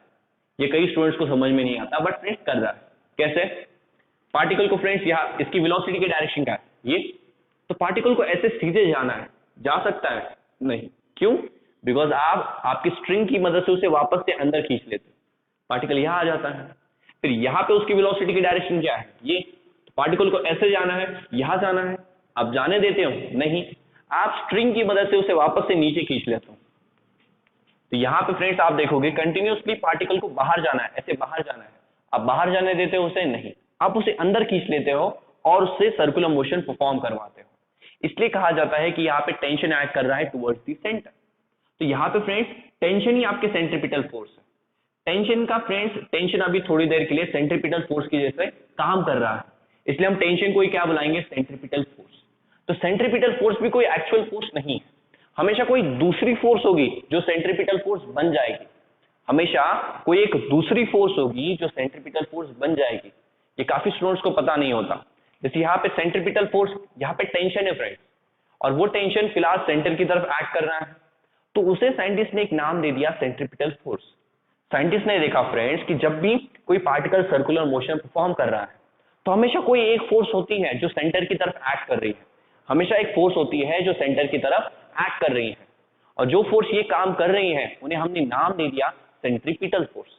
तो सेंट्रीपिटल फोर्स भी एक एक्चुअल में कोई फोर्स नहीं है, कोई हमेशा कोई और फोर्स होती है जो सेंट्रीपिटल फोर्स बन जाती है। इसका और एक एग्जांपल लेता हूं ताकि आपको कंसेप्ट क्लियर हो जाए। जैसे यहाँ पे मैं लेता हूं एक circle, this is the centre of the circle, और यहाँ पे हमारा एक पार्टिकल। इमेजिन करो फ्रेंड्स, ये हमारा यहाँ पे सेंटर में हमारी अर्थ है और ये हमारा मून है ना। मून भी अर्थ के अराउंड सर्कुलर मोशन परफॉर्म करता है ना। यहाँ पे मून पे कौन सी फोर्स एक्ट कर रही है, तो मून स्पेस में है, उस पे एक ही फोर्स एक्ट कर रही है जो कहाँ एक्ट कर रही है, towards the centre, that is the gravitational force. और फ्रेंड्स इस केस में ये जो ग्रेविटेशनल फोर्स है इसकी डायरेक्शन अगर आप देखो टुवर्ड्स द सेंटर है। तो साइंटिस्ट ने क्या देखा था कि जब भी कोई पार्टिकल सर्कुलर मोशन परफॉर्म करता है उस पे एक फोर्स तो रहती ही है जो सेंटर की तरफ एक्ट कर रही है, और जो फोर्स सेंटर की तरफ एक्ट कर रही है वो काम करने वाली फोर्स को हमने एक नाम दे दिया सेंट्रीपिटल फोर्स। जिस तरह आपका फ्रेंड वो ड्राइवर है नहीं, बट थोड़ी देर के लिए वो कार चला रहा था, वो काम कर रहा था, इसलिए थोड़ी देर के लिए आपने उसे ड्राइवर बोल दिया। वैसे यहाँ पे ग्रेविटेशनल फोर्स हमेशा सेंट्रीपिटल फोर्स नहीं रहेगी, जस्ट यहाँ पे ग्रेविटेशनल फोर्स की डायरेक्शन टुवर्ड्स द सेंटर है, इसलिए वो उसे सेंट्रीपिटल फोर्स बुलाया जाता है। तो याद रखो फ्रेंड्स, एडिशनल सेंट्रीपिटल फोर्स नहीं लगानी है। यहाँ पे ये जो टेंशन है वही टेंशन फ्रेंड्स हमारी सेंट्रीपिटल फोर्स होती है। ओके, सो जो पार्टिकल पे एक अकेली फोर्स यहाँ पे एक्ट कर रही है that is just the tension. Most of the students friends centripetal force को भी एक अलग फोर्स कंसीडर कर लेते हैं कि टेंशन और सेंट्रीपिटल फोर्स दोनों एक साथ सेंटर की तरफ एक्ट कर रहे हैं और जिसकी वजह से पार्टिकल सर्कुलर मोशन परफॉर्म करेगा, ऐसा नहीं है। The tension is the centripetal force, वही टेंशन आपका सेंट्रीपिटल फोर्स। तो सेंट्रीपिटल फोर्स कोई नई टाइप की फोर्स है क्या, हमेशा सर्कुलर मोशन परफॉर्म करते वक्त कोई भी एक फोर्स होगी जो सेंटर की तरफ एक्ट कर रही है, और जो भी फोर्स ये काम करेगी तो उस काम करने वाले को हमने नाम दे दिया सेंट्रीपिटल फोर्स। जैसे कोई भी गाड़ी चलाएगा उसे हम नाम दे देंगे ड्राइवर। ओके, ये वैसा है। तो ये अंडरस्टूड फ्रेंड्स, इसलिए ये क्वेश्चन नीट में पूछा जाता है। तो काफी इंटरेस्टिंग था फ्रेंड्स, और काफी conceptual based, application based question था। ये अगर आपको पता नहीं होता ना फ्रेंड्स, तो आप इसकी बजाय इसे टिक करके आते, जो कि ऑफकोर्स गलत होता। ओके, सो मैं क्लीन द बोर्ड, इतना ये दो फिगर्स इरेज कर लेता हूं, या आप स्क्रीनशॉट निकाल लो। ओके, चलो late us see the 18th MCQ, MCQ number 18। तो 18th MCQ कहाँ गया, हाँ मिल गया। Okay, if a tension in a string is 6.4 Newton, if a tension in the string is 6.4 Newton, friends एक स्ट्रिंग है जिस स्ट्रिंग का टेंशन आपको गिवन है 6.4 न्यूटन। ओके, तो गिवन है तो पहले लिख लो, लिख लिया। T for friend time period नहीं, टी फॉर टेंशन है। Okay, a load at the lower end of the string is 0.1 kg। Now friends आपके पास जो स्ट्रिंग है उस स्ट्रिंग के लोअर एंड पे एक आपने वेट लगाया है, और उस वेट का उस पार्टिकल का या उस लोड का जो मास है वो मास आपको गिवन है 0.1 kg। तो ये स्ट्रिंग है, ये स्ट्रिंग का लोअर एंड, और यहाँ पे आपने एक लोड लगाया है, लोड। ओके, लोड यानी कोई भी वेट हो सकता है। तो उस लोड का मास कितना है फ्रेंड्स, 0.1 kg। सी फ्रेंड्स, अगर केजी में कोई चीज गिवन है तो वो मास ही होगा, बिकॉज फिजिक्स में वेट को एक फोर्स कंसिडर किया जाता है। तो जब वेट की बात हो रही है तो वेट हमेशा गिवन होगा न्यूटन में। ओके, इन फिजिक्स हम वेट को क्या कंसिडर करते हैं कि weight is a type of force. So weight का जो यूनिट होता है वो न्यूटन है। अगर वेट आपको केजीज में गिवन है तो वो फ्रेंड्स वेट नहीं, वो मास होगा। वो वेट नहीं, वो क्या होगा, मास। बट अगर वही क्वांटिटी न्यूटन में गिवन है तो वो मास नहीं, वो क्या है, वेट। मास और वेट में इतना ही फर्क है कि मास ये होता है और मास में जब acceleration due to gravity multiply करते हो तब वेट बनता है। Okay, the length of the string is 6 metre. Okay, string की जो लेंथ है वो लेंथ कितनी है friends, 6 metre. Then find its angular velocity. तो फ्रेंड्स आपको इसकी एंगुलर वेलोसिटी फाइंड करनी है। तो एंगुलर वेलोसिटी तो तभी बनेगी जब आपका जो लोड है वो सर्कुलर मोशन परफॉर्म करेगा। यानी ये जो पार्टिकल है, स्ट्रिंग को छोटा कर लेता हूं थोड़ा, ये पार्टिकल फ्रेंड्स इस तरह से सर्कुलर मोशन परफॉर्म कर रहा है और इस पार्टिकल के लिए हमें फ्रेंड्स इसकी ओमेगा की वैल्यू बतानी। तो सिंपल है फ्रेंड्स, ये पार्टिकल सर्कुलर मोशन परफॉर्म कर रहा है। सर्कुलर मोशन परफॉर्म करने के लिए इसे रिक्वायरमेंट है एक सेंट्रीपिटल फोर्स की, और सेंट्रीपिटल फोर्स तो कोई फोर्स नहीं होती, कोई दूसरी फोर्स होगी जो सेंट्रीपिटल फोर्स बन जाएगी। तो यहाँ पे सेंट्रीपिटल फोर्स कौन होगी फ्रेंड्स, टेंशन। ओके, ये जो टेंशन है ये हमारी सेंट्रीपिटल फोर्स यहाँ पे बन गई है और वो टेंशन हमारे पार्टिकल को हेल्प कर रहा है सर्कुलर मोशन परफॉर्म करने के लिए। So friends we can write tension is equals to centripetal force, और हम सबको सेंट्रीपिटल फोर्स का फॉर्मूला पता है m omega square into r. तो फ्रेंड्स आपके पास टेंशन है, यस, मास है, यस, क्या सर्कल का रेडियस है, हाँ, सर्कल का रेडियस क्या होगा friends, length of the string that is 6 metre. तो ये तीनों क्वांटिटीज है, इसकी मदद से आप ओमेगा स्क्वायर फाइंड कर सकते हो। तो ओमेगा की वैल्यू चाहिए, m और r को उधर भेजो। तो t, m और r मल्टीप्लीकेशन में है, उधर आने पर डिवीजन में चले जाएंगे, is equals to omega square. So we can write omega t upon m r. Friends ये ओमेगा स्क्वायर की वैल्यू चाहिए मुझे, ये ओमेगा स्क्वायर की वैल्यू है, मुझे ओमेगा की वैल्यू चाहिए, यानी स्क्वायर कैंसिल करना पड़ेगा। और हमेशा याद रखो स्क्वायर को कैंसिल आउट करने के लिए हम दोनों साइड रूट लगाते हैं। तो यहाँ पे रूट लगाऊंगा, इसका स्क्वायर कैंसिल हो जाएगा। यहाँ पे फ्रेंड्स रूट लगाऊंगा तो रूट को कैंसिल करने के लिए कुछ है, नथिंग। तो यहाँ पे रूट एज इट इज ही रहेगा। ओके, तो omega is equals to under root tension, tension कितना है फ्रेंड्स 6.4 अपॉन मास, मास कितना है 0.1 इनटू रेडियस, रेडियस कितना है 6। ओके, तो फ्रेंड्स अभी आपको जस्ट इसे कैलकुलेट करना है। तो 6 इंटू 0.1 0.6 हो जाएगा। तो 6.4 अपॉन 0.6, इसे अगर आप सॉल्व करोगे तो आपका आंसर आएगा 10.666 समथिंग, ऐसे आंसर आएगा, और वो भी रूट में। बट किस में आएगा फ्रेंड्स, रूट में। तो 10.6 का रूट क्या होगा, तो सबको पता है फ्रेंड्स 9 का स्क्वायर रूट होता है 3 और ये 10 है, यानी यहाँ पे जो हमारा आंसर आएगा वो 3 के आसपास आने वाला है। तो अप्रॉक्स क्या हम इसे 3 कंसीडर कर सकते हैं, ऑफ कोर्स कंसीडर कर सकते हैं। 9 का स्क्वायर रूट क्या होता है 3, ये 9 से कहा चले गए हम सिर्फ 10 तक, यानी 3 के आसपास ही हमारा आंसर आएगा। तो अप्रॉक्स आंसर कंसीडर कर लो 3। तो यहाँ पे फ्रेंड्स जो ओमेगा होगा वो होगा 3 रेडियंट पर सेकेंड। ओमेगा कितना होगा 3 रेडियंट पर सेकेंड। तो इस तरह फ्रेंड्स कॉम्पिटिटिव एग्जाम में कभी कभी आपको अप्रॉक्स वैल्यू भी लेनी पड़ेगी, हमेशा जरूरी नहीं एक्यूरेट जाना है। ऑप्शंस चेक कर लो, ऑप्शंस में अगर अप्रॉक्स वैल्यू दी है, आपका जो आंसर आ रहा है वो किसी भी एक ऑप्शन के काफी क्लोज है, तो वो वाला आंसर फ्रेंड्स टिक कर दो, बिकॉज जरूरी नहीं हमेशा ऑप्शंस में एक्यूरेट आंसर लिखा होगा, कभी कभी अप्रॉक्स वैल्यू भी गिवन होती है। ओके, तो कॉम्पिटिटिव एग्जाम्स में तो एक्यूरेट वैल्यू की इतनी ज्यादा जरूरत नहीं पड़ती, हम ज्यादातर तो अप्रॉक्स वैल्यूज पे ही फ्रेंड्स सारे ऑप्शंस को टिक करते हैं। तो 3 रेडियंट होगा, और 3 रेडियंट फ्रेंड्स हमारा A option. Now friends this MCQ, ये भी एक प्रीवियस ईयर क्वेश्चन है जो पूछा गया था 2008 में। ओके, जैसे कि मैंने फ्रेंड्स प्रॉमिस किया था, पास्ट या प्रीवियस 20 इयर्स क्वेश्चन पेपर के सारे क्वेश्चंस में यहाँ पे आपसे प्रैक्टिस करवाऊंगा। तो ये सारे फ्रेंड्स प्रीवियस 20 इयर्स के ही क्वेश्चन हैं, और इसमें से कुछ क्वेश्चन फ्रेंड्स सिर्फ सीईटी के एग्जाम में नहीं, बाकी की भी एग्जाम्स में पूछे गए हैं। Late us see the next MCQ, that is MCQ number 19। A body of mass m performs uniform circular motion. इसका एक स्क्रीनशॉट निकाल लीजिए, फिर मैं बोर्ड इरेज करता हूं। So let us say MCQ number 19. A body of mass m performs uniform circular motion along a circular path of radius r with a velocity v.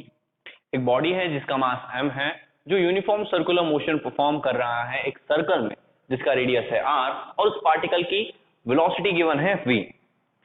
If its angular momentum is L, then the centripetal force is. See friends, question number 19 में एक particle है जिसका मास m है, जो r radius वाले circle में uniform circular motion perform कर रहा है with a velocity v। Given है कि उसका जो एंगुलर मोमेंटम है वो l है। तो आपको बताना है कि what is the centripetal force acting on it. Yes, यानी लीनियर मोमेंटम के टर्म्स में आपको सेंट्रीपिटल फोर्स की वैल्यू फाइंड करनी है जो उस पार्टिकल पे एक्ट कर रही है। नाउ फ्रेंड्स, सबको पता है सेंट्रीपिटल फोर्स का फॉर्मूला होता है m v square upon r। Okay, ये सेंट्रीपिटल फोर्स का फॉर्मूला है, बट ये फॉर्मूला आपको कन्वर्ट करना है एंगुलर मोमेंटम के टर्म में। Now friends, angular momentum, so angular momentum भी हमने रोटेशनल डायनामिक्स में सीखा है। एंगुलर मोमेंटम का फॉर्मूला होता है रेडियस इनटू लीनियर मोमेंटम। क्या formula? Radius into linear momentum. और लीनियर मोमेंटम होता है friends mass into velocity. Linear momentum क्या होता है? Mass into velocity. So we can write angular momentum is equals to mrv। तो friends, this is the value of angular momentum. Okay, ये उस एक पार्टिकल जिसका मास m है उसका एंगुलर मोमेंटम है जो सर्कुलर मोशन परफॉर्म कर रहा है। नाउ फ्रेंड्स, हमें एंगुलर मोमेंटम्स के टर्म्स में सेंट्रीपिटल फोर्स की वैल्यू चाहिए। और अगर आप देखें सारे के सारे ऑप्शन में फ्रेंड्स वेलोसिटी गिवन नहीं है। ओके, यानी हमें वैल्यू तो निकालनी है, बट वैल्यू में सिर्फ सेंट्रीपिटल फोर्स के फॉर्मूले में सिर्फ एंगुलर मोमेंटम, मास और रेडियस चाहिए। यानी यहां से हमें v को हटाना पड़ेगा। तो v को हम कैसे हटाएं? सिंपल है फ्रेंड्स, यहां से हमें v की एक वैल्यू बना सकते हैं और वो वैल्यू हम यहाँ पे अगर पुट कर दें तो v पूरी तरह से कैंसिल आउट हो जाएगा। चलो करते हैं कि v की एंगुलर मोमेंटम की टर्म्स में एक वैल्यू बनाएंगे। तो v की वैल्यू चाहिए, m और r को उधर भेजो, यहाँ मल्टीप्लीकेशन में है, उस साइड जाने पर डिवीजन में चले जाएंगे। तो v is equals to angular momentum divided by mass into radius. v की ये वैल्यू फ्रेंड्स हम यहाँ पे पुट कर सकते हैं। So we will get centripetal force is equals to m upon r, तो एज इट इज होगा v यहाँ पे फ्रेंड्स v का स्क्वायर है, तो v की वैल्यू क्या है? l upon m into r। ये v की वैल्यू है, यहाँ पे v का स्क्वायर है तो उसकी वैल्यू का भी यहाँ पे स्क्वायर हो जाएगा। तो जस्ट हमें फ्रेंड्स इनका भी स्क्वायर करना है। So m into r as it is into l का square l square upon m का स्क्वायर m स्क्वायर और r का square r square. Yes, now friends यहाँ पे एक मास है, यहाँ पे दो मास है, तो एक मास यहाँ से cancel and we will get centripetal force is equals to l square upon r into r square. क्या होगा? r क्यूब और इंटू फ्रेंड्स यहाँ का एक m लेफ्ट है तो वो m। So l square upon r square into m, ये है सेंट्रीपिटल फोर्स की वैल्यू in the terms of angular momentum. Angular momentum की टर्म्स में सेंट्रीपिटल फोर्स की वैल्यू ये होती है। तो काफी इजी था फ्रेंड्स, हमें सेंट्रीपिटल फोर्स फाइंड करनी थी, एंगुलर मोमेंटम गिवन था, हमारे पास दोनों की फॉर्मूले थे और जो सारे के सारे ऑप्शन थे उसमें सिर्फ वेलोसिटी गायब थी। सो हमने क्या किया? वेलोसिटी की वैल्यू निकाली एंगुलर मोमेंटम से और वो वेलोसिटी की वैल्यू सेंट्रीपिटल फोर्स के फॉर्मूले में पुट कर दी, जिससे हमें हमारा आंसर मिल गया है। That is the friends B option. अगर आप बी ऑप्शन देखें तो ये हमारा बी ऑप्शन है। ये भी फ्रेंड्स, ये भी एक प्रीवियस ईयर क्वेश्चन है जो पूछा गया था in the exam of 2007। Okay, 2007 में जो सीईटी की एग्जाम हुई थी ये उसका क्वेश्चन है। Now friends, let us see our last MCQ for today. Okay, ये हमारा आज का लास्ट एमसीक्यू होगा या इस लेक्चर का लास्ट एमसीक्यू होगा और ये काफी इंटरेस्टिंग है। इसके लिए फ्रेंड्स आपको थोड़ी सी 11th की भी हेल्प लगेगी, बिकॉज आपने इलास्टिसिटी ये लेसन 11th में स्टडी किया और उसी इलास्टिसिटी का एक फॉर्मूला फ्रेंड्स यहाँ पे आपको यूज करना है। तो फ्रेंड्स, सीईटी में सिर्फ 12th की एग्जाम नहीं है, ये 11th की भी एग्जाम है। यहाँ पे आपका 11th भी काफी क्लियर होना चाहिए, तभी आपके सारे के सारे एमसीक्यूज यहाँ पे सॉल्व होंगे। तो ये वाला क्वेश्चन फ्रेंड्स 2015 में पूछा गया था एंड इसके लिए आपको इलास्टिसिटी के एक छोटे से फॉर्मूले की हेल्प लगेगी और वो फॉर्मूला फ्रेंड्स अप्लाई करना है या नहीं वो उन्होंने खुद बताया है। ओके, कैसे दिखाता? A toy cart is tied to end of a unstretched string of length L। एक फ्रेंड्स हमारे पास टॉय कार्ट है जिसे हमने एक स्ट्रिंग से बांधा है, जिस स्ट्रिंग की लेंथ कितनी है? L। तो ये स्ट्रिंग है, स्ट्रिंग की लेंथ L और यहाँ पे एक टॉय कार्ट है। ओके, ये centre. When revolved, the toy cart moves in a horizontal circle with a radius 2L and a time period T. Now friends, हमारे पास सबसे पहले लेंथ L है और ये कार्ट अभी रेस्ट पे है और ये स्ट्रिंग भी जो है वो स्ट्रेच नहीं है।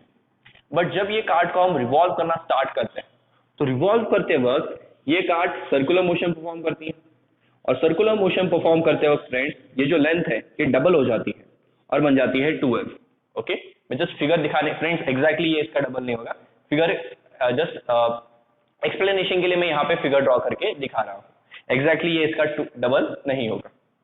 चलो, तो गिवन है क्वेश्चन में कि जब कार्ट सर्कुलर मोशन परफॉर्म कर रही है ये लेंथ सॉरी ये जो स्ट्रिंग है ये एक्सपांड हो जाती है या स्ट्रेच हो जाती है और स्ट्रेच होके इसकी जो लेंथ है वो l से डबल हो जाती है और 2l बन जाती है। नाउ फ्रेंड्स अभी ये जो कार्ट है ये सर्कुलर मोशन परफॉर्म कर रहा है और सर्कुलर मोशन परफॉर्म करते वक्त एक रिवॉल्यूशन के लिए इसे जो टाइम पीरियड लग रहा है वो है t। ओके, इसका जो टाइम पीरियड है, टाइम पीरियड यानी time taken for one revolution, वो कितना है t। देन फ्रेंड्स गिवन है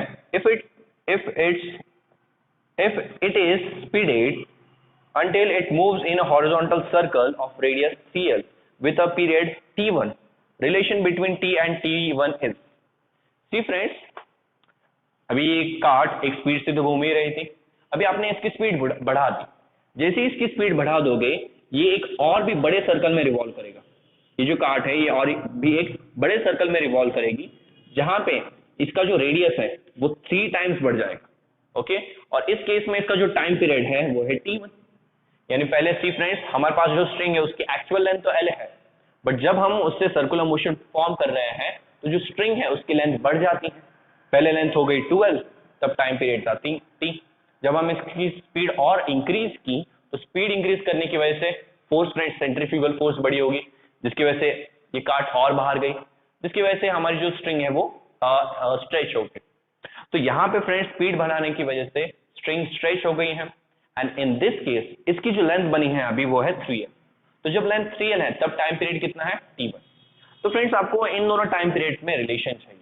ओके, कि t1 और t2 इन दोनों सॉरी t1 और t दोनों टाइम पीरियड के बीच का रिलेशन क्या है। और यहाँ पे लास्ट में एक लाइन भी लिखी गई है, Hooke's law is obeyed, Hooke's law is obeyed. तो हुक्स लॉ इज ओबेड यही लाइन सुन के फ्रेंड्स आपको समझ में आ जाएगा कि यहाँ पे इलास्टिसिटी का कोई ना कोई फॉर्मूला अप्लाई करना है जिसकी आपको जरूरत है फ्रेंड्स हमें।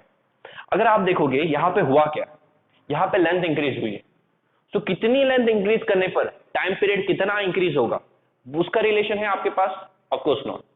रोटेशनल डायनेमिक्स में हमने ये कभी स्टडी नहीं किया है कि अगर स्ट्रिंग की लेंथ इंक्रीज हो रही है तो लेंथ कितने से चेंज होने के बाद टाइम पीरियड पे कितना इफेक्ट पड़ेगा, तो ये हमने अब तक स्टडी नहीं किया है। ओके, इसका आपको कोई फॉर्मूला भी नहीं पता, तो सबसे पहले हमें एक फॉर्मूला यहाँ पे बनाना पड़ेगा जो हम एक रिलेशन दे कि जब लेंथ इंक्रीज होती है, ओके, जब लेंथ पे कोई चेंज होता है तो उस चेंज के अकॉर्डिंग फ्रेंड्स यहाँ पे टाइम पीरियड में कितना चेंज आएगा। तो टाइम पीरियड और चेंज इन लेंथ दोनों के बीच का एक रिलेशन डिराइव करना पड़ेगा। अभी चेंज इन लेंथ फ्रेंड्स कहाँ आता है, तो अगर आपको याद हो इलास्टिसिटी का एक फॉर्मूला आपने सीखा था F, हमने इलास्टिसिटी का एक फॉर्मूला सीखा था F is equals to A into Y into delta L upon L, या लेंथ हमने L ली है ना। तो friends this is the formula of force, कि ये वो फोर्स है जो किसी स्ट्रिंग पे एक्ट करती है और उसे स्ट्रेच करती है। यस, याद आया होगा। A स्ट्रिंग का क्रॉस सेक्शनल एरिया है, Y friends Young's modulus, delta L ये चेंज इन लेंथ है कि कितनी लेंथ यहाँ पे चेंज हुई है, और L फ्रेंड्स स्ट्रिंग की एक्चुअल लेंथ है। तो इतनी फोर्स फ्रेंड्स उस स्ट्रिंग पे अभी एक्ट कर रही है, जिस फोर्स की वजह से फ्रेंड्स इस स्ट्रिंग की जो लेंथ है वो चेंज हो रही है। नाउ फ्रेंड्स हमें पता है कि जो स्ट्रिंग होती है वो स्ट्रिंग हमें हमारी सेंट्रीपिटल फोर्स भी देती है, यानी mv² अपॉन r। ये भी फ्रेंड्स उस फोर्स की वैल्यू होगी जो स्ट्रिंग पे एक्ट कर रही है। हमें फ्रेंड्स इस फोर्स से मतलब है क्या? नहीं, हमें मतलब है टाइम पीरियड से, और हमें उस टाइम पीरियड का रिलेशन चाहिए इस चेंज इन लेंथ के साथ। तो वो कैसे निकालना है उस पर हमें फोकस करना है।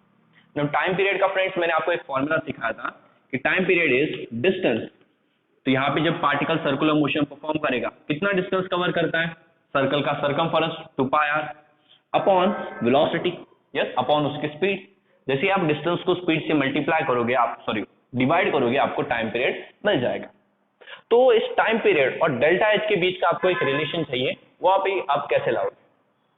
बिकॉज टाइम पीरियड में आता है v और v अगर आप देखो तो वो फोर्स के फॉर्मूले में आता है, और इस फोर्स का फॉर्मूला तो ये भी है, यानी ये वैल्यू अगर मैं यहाँ पे पुट करूँ, यहाँ से मुझे v की वैल्यू मिल जाएगी, फिर v की वैल्यू यहाँ पे मैं पुट कर सकता हूँ। दैट मीन्स फ्रेंड्स हियर अगर हमें यहाँ पे v स्क्वायर की वैल्यू चाहिए, m और r को उधर भेजो, so f into m into r is equals to, sorry r ऊपर जाएगा m नीचे आएगा ना, okay, so v square r multiplication में चला गया, m चला जाएगा डिवीजन में, so f r upon m is equals to v square. Now friends ये जो सेंट्रीपिटल फोर्स है, सेंट्रीपिटल फोर्स की वैल्यू ये भी है, बिकॉज सेंट्रीपिटल फोर्स की वजह से ही आपकी जो स्ट्रिंग है उसकी लेंथ इंक्रीज हो रही है, वो एक्सपांड हो रही है, और जब भी कोई स्ट्रिंग एक्सपांड होगी उसमें कितनी फोर्स एक्ट होती है वो हुक्स लॉ से हमें पता है, वो इतनी है। तो ये जो फोर्स है और सेंट्रीपिटल फोर्स है दोनों एक दूसरे के इक्वल है, तो सेंट्रीपिटल फोर्स की ये वैल्यू हम यहाँ पे पुट कर सकते हैं, so will get A into Y into delta L into r upon L into m. Okay, तो सी फ्रेंड्स ये मास का मास एज इट इज, और एफ की वैल्यू हमने यहाँ पे पुट कर दी, और ये रेडियस का radius as it is equals to V square. ये फ्रेंड्स वी स्क्वायर की वैल्यू है, आपको किसकी वैल्यू चाहिए, वी की वैल्यू चाहिए, तो वी की वैल्यू चाहिए तो दोनों तरफ रूट लगा लो, तो यहाँ आ गया root A Y delta L into r upon L into m, ये हो गई फ्रेंड्स v की वैल्यू। और v की वैल्यू अगर आप यहाँ पे पुट करो तो आपको टाइम पीरियड और चेंज इन लेंथ के बीच का एक रिलेशन मिल जाएगा, जो हमें फ्रेंड्स एक्चुअल में चाहिए था। तो see time period is equals to 2 pi r upon v की वैल्यू कितनी है, तो v की वैल्यू है under root a into Y into change in length into r upon L into M.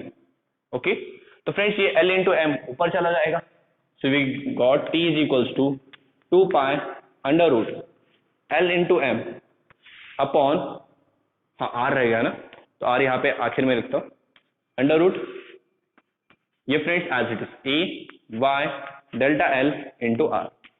अब यहाँ पे फ्रेंड्स एक आर बाहर है, एक आर रूट के अंदर, क्या मैं इस आर को इस तरह से लिख सकता हूँ, यानी राइट इसे ऐसे लिख सकते हैं हम, अंडर रूट एल एम, और आर को root r into root r, ऐसे लिख सकता हूँ इस आर को root r into root r, अलग अलग लिखता हूँ, चलो मतलब समझ में आया आपको,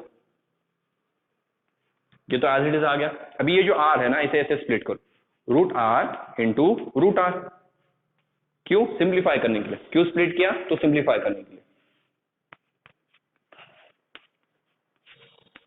तो इस r को मैं root r into root r लिख सकता हूं, बिकॉज नीचे भी एक रूट आर है, यहाँ का एक रूट आर कैंसल, यहाँ का एक root R cancel, we got t is equals to 2 pi under root L M R upon ये रूट में that is A Y into delta L. Okay, तो फ्रेंड्स हमें ये फॉर्मूला मिलता है, that is 2 pi under root L M R upon A Y delta L. Now friends क्या हमें ये पूरा फॉर्मूला यूज करना पड़ेगा, तो of course not friends, because इतनी सारी वैल्यूज भी हमारे पास नहीं है। क्या आपको ए पता है, यानी स्ट्रिंग का क्रॉस सेक्शन नहीं पता, यंग्स मॉड्यूलस पता है स्ट्रिंग का, तो वो भी नहीं पता। तो फ्रेंड्स हमें एक्चुअली इनकी सबकी जरूरत भी नहीं, इसमें से जो चीजें कांस्टेंट है ना उन्हें अलग निकाल लो, और जो चीजें कांस्टेंट नहीं है यानी जिनकी वैल्यू चेंज हो रही है उन्हें अलग करो। जैसे ही आप ऐसा करोगे तो आपको जो फॉर्मूला की रिक्वायरमेंट है वो मिल जाएगा। यानी see friends time period is equals to 2 pi constant, उसे अलग निकाल लो, अंडर रूट क्या फ्रेंड्स एल इनिशियल लेंथ है, फ्रेंड्स एल क्या है, इनिशियल लेंथ, स्ट्रिंग की इनिशियल लेंथ एल ही है, वो एल ही रहने वाली है। यस, हाँ ये बाद में लेंथ चेंज हुई तो फ्रेंड्स वो सर्कल का रेडियस है जो चेंज हो रहा है। ओके, स्ट्रिंग की लेंथ इनिशियल लेंथ तो एल ही थी, यस, तो ये भी कांस्टेंट है। मास फ्रेंड्स कार्ड का मास भी कांस्टेंट है, एरिया ऑफ क्रॉस सेक्शन वो भी हम कांस्टेंट ही कंसीडर करते हैं, और यंग्स मॉड्यूलस तो फ्रेंड्स खुद एक कांस्टेंट होता है। तो ये सारी चीजें फ्रेंड्स कांस्टेंट है। ये R radius of this circle वो चेंज हो रहा है, पहले सर्कल में रेडियस 12 था, दूसरे केस में रेडियस 3l हो गया, यानी रेडियस चेंज हो रहा है। रेडियस क्यों चेंज हो रहा है friends, because change in length वो भी तो चेंज हो रही है। पहले सिर्फ दोनों में चेंज देखो कितने आया l का, अभी देखो चेंज कितना आया 12 का। यस, इन दोनों को सब्सट्रैक्ट करो ना, चेंज कितना आया L का। अब यहाँ पे इन दोनों वैल्यूज को सब्ट्रैक्ट करो, 3L माइनस L, कितना चेंज आया 2L का। तो जो चेंज इन लेंथ है वो भी चेंज हो रहा है। ओके, तो फ्रेंड्स अगर आप देखोगे ये इतनी टर्म्स कांस्टेंट है, इतनी टर्म चेंज होने वाली। तो सी आपको इन दोनों के बीच का रिलेशन चाहिए, यानी इन दोनों के बीच का फ्रेंड रेशियो चाहिए, यानी T1 अपॉन हम T करने वाले हैं, करेक्ट। नाउ फ्रेंड्स T1 और T दोनों ही टाइम पीरियड, दोनों के लिए हम यही रिलेशन यूज करेंगे।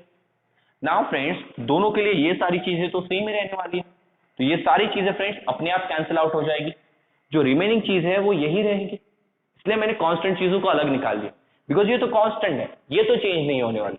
ना T1 के लिए इनकी वैल्यू चेंज होगी, ना T के लिए इसकी वैल्यू चेंज होगी। तो जब इनका रेशियो निकालोगे यानी इन्हें डिवाइड करोगे तो ये तो कैंसिल हो जाएगा, रिमेन क्या होगा सिर्फ ये। तो यही वैल्यूज हमें वहां पे सिर्फ पुट करनी। ओके, तो मैं ये साइड इरेज कर देता हूं।